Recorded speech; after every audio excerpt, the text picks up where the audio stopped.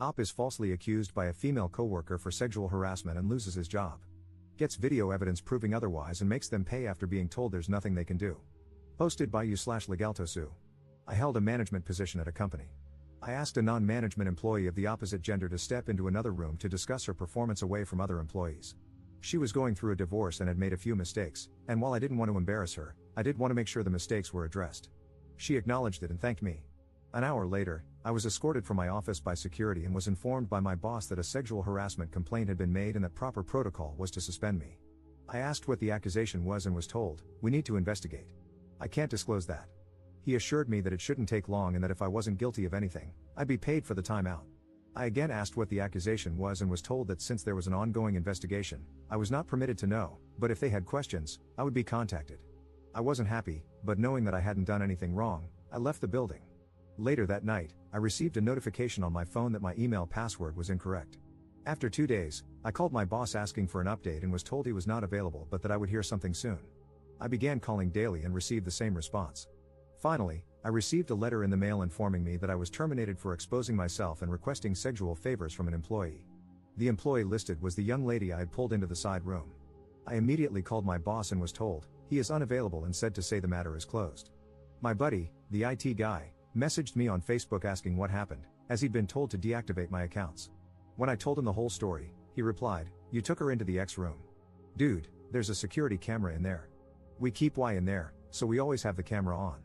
Sure enough, he pulled the footage, and there I was, holding a pile of papers, pointing to them, and keeping my pants on the whole time. I left a message for my boss stating that the alleged incident occurred in a room with surveillance and that I would be contacting an attorney and subpoenaing the video record. I received a call back 15 minutes later asking me to please participate in a phone conference with him and HR. The conference went as expected. They didn't realize it had occurred in a room with surveillance. They have a zero-tolerance policy that they have to enforce. You can't be too careful in this day and age, and they regret that this didn't come to light sooner. They've already replaced me, and as it wouldn't be fair to terminate my replacement since she's done nothing wrong, they don't have a job to offer me back. However, as a gesture of goodwill, they're going to pay me through my suspension, change my file so it reads that I voluntarily resigned, and provide me with a good reference. I replied that this wasn't acceptable. They made a false accusation against me, withheld vital information that I could have easily refuted, refused to take my calls, and completely failed in their own investigation by not checking video footage that would have immediately exonerated me. They asked what I thought would be fair. I told them they could immediately terminate the employee who made the accusation and either give me my job back or pay me 1 year's salary in addition to what was offered.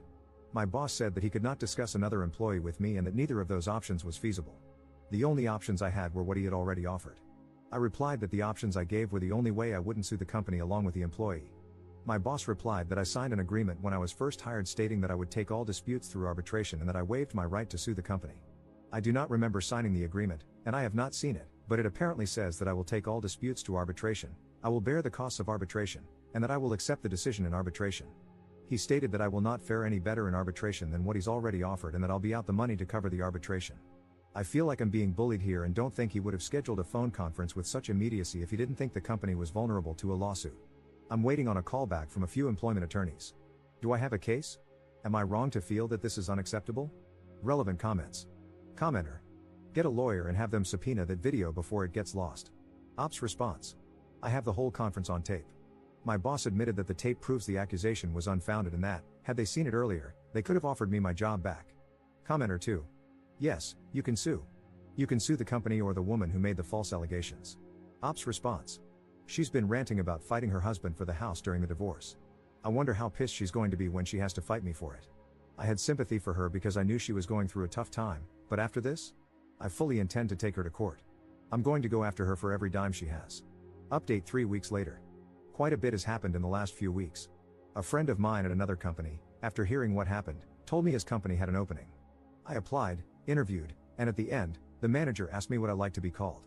2 days later, I got a call saying they'd gone with another candidate. My friend admitted to me that he'd gotten some flack for recommending me. Apparently, HR had worked with one of the employees at my former company and called the employee to ask what the deal was with me. To which the employee responded, he got fired for sexually assaulting a subordinate. I think he's actually being charged criminally. I'm literally crying as I type this. It's a nightmare that won't end. Long story short, I lost my crap, called up my old company, but my boss wouldn't get on the phone with me. I had an attorney draft a letter of demand and send it off. We scheduled another phone conference. They once again regret that an employee provided a reference outside of the prescribed channels. The employee was coached on the proper way to handle such requests. My attorney informed them that, in addition to wrongful termination, we would be adding defamation to our complaint against them. They insist that they have not broken any laws and cannot control the actions of an individual employee who went against company policy. So we're at an impasse. Either I move ahead against them, or I walk away. At this point, I'm ready to drag this through court.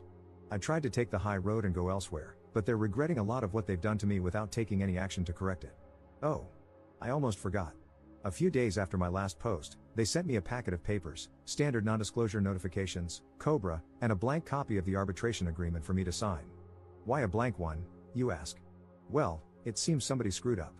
They weren't making people sign when I was hired, and HR never bothered to have me sign the agreement while I worked there. Of course, I have signed nothing they sent me, including that agreement. I considered allowing arbitration if they covered the costs and I had approval over who was selected, but my attorney has advised against that. I wish I had better news to report. Things aren't as hopeless as they first seemed, but they're not easily fixable either. As for the employee who made the accusation, I know you're eager to hear, but at this point, I can't comment on what's happening there. Thanks for all of the advice and support so far. I promise to update when everything resolves, if not sooner, as much as I can. Second update 1 year later. Everything has been resolved, and I've been wanting to give you guys an update, but I had to wait until my lawyer gave me the okay to talk about things.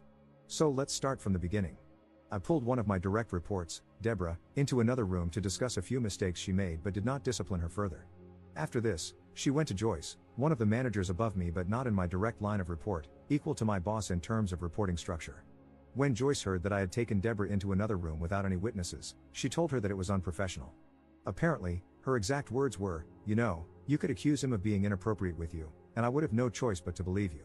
This was repeated several times, with a strong emphasis on no choice. Joyce then asked Deborah if I had been inappropriate with her, saying, "It will only happen again if you don't speak up now. If you do now, we can take action." Taking the not at all subtle hint from Joyce, Deborah accused me of exposing myself to her, and I was placed on leave pending an investigation.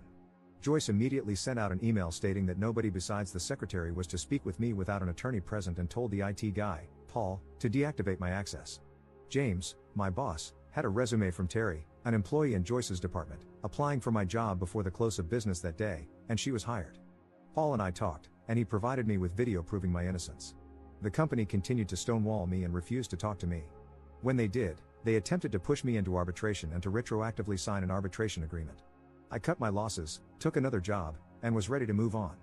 Sandy, an employee in Joyce's department, broke protocol, talked to HR at the new company, told them I had sexually assaulted a subordinate, and cost me the job. So that brings us up to date. My attorney and I launched a civil suit against the company and Deborah. Bet you're wondering how I know all of the above. Well, good old Joyce said she'd protect Deborah if she came forward. Unfortunately, that only extended to her job. So when she was named individually in this suit, corporate told her they would not be providing her an attorney. After realizing that she'd have to put her house up for collateral, she was all too willing to throw Joyce under the bus. Joyce went to Paul, the IT guy, who was one of her reports, and gave him a list of footage to be procedurally wiped as part of an archive clearout. He pointed out that the incident with me was on that list and part of an ongoing investigation. Joyce told him that it was no longer needed and to go ahead and wipe it. He refused, citing the fact that it would still be requested if the suit moved forward. She told him to pack his things as he was being terminated for insubordination. He called the company attorney and informed her of what had happened. The aftermath. Several things happened at once, so I'll try to keep them as chronological as I can.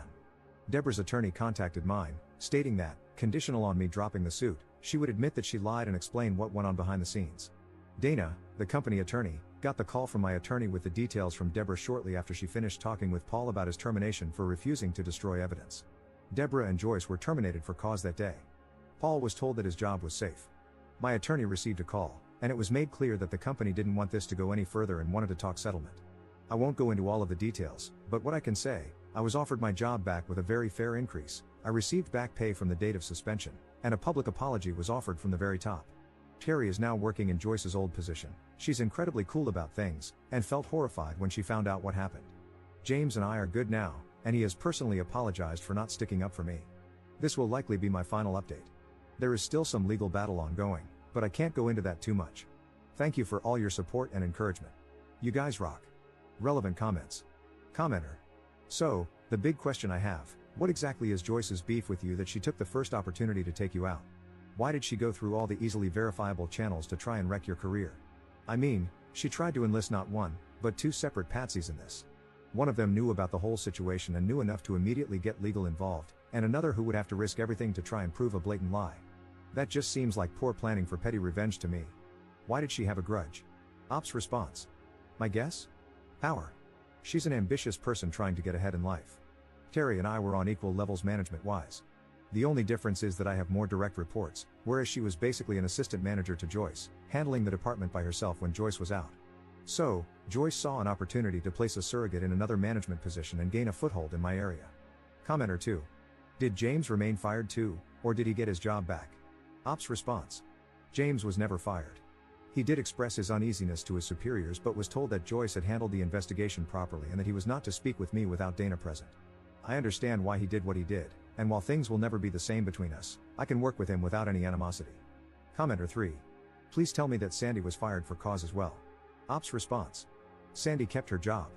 I don't have any bitterness toward her, and I don't know that I would have done differently if a friend had called me, other than that I probably wouldn't have spread an unfounded rumor. Commenter 4. I imagine poor Dana getting 3 phone calls in a row. 1. An employee saying, so, it turns out I made up a sexual harassment claim that got that guy fired because my boss wanted to put her flunky in his job. LOL, whoops. 2. An employee saying, hey, so, someone who is being sued by a former employee just fired me because I wouldn't erase evidence. What do I do? 3. A call from ops lawyer saying, hey Dana, you got your checkbook handy? Poor Dana. Someone buy her a pint of whiskey. Ops response. I don't know this officially, but it's gotten back to me from a few people that after my attorney called, Dana walked into our CEO's office and said, you need to either settle or get outside counsel because there is not a chance in hell I'm walking into a courtroom to defend this effing nightmare. Additional info from Op regarding his future at this company. Believe me, I'm not planning on staying here. However, without giving too much away, this is a very tight-knit industry. People talk, and I was pretty much scorched earth. By clearing my name, being welcomed back, and putting in some time, I'm making sure I have all my ducks in a row before I get the hell out of here.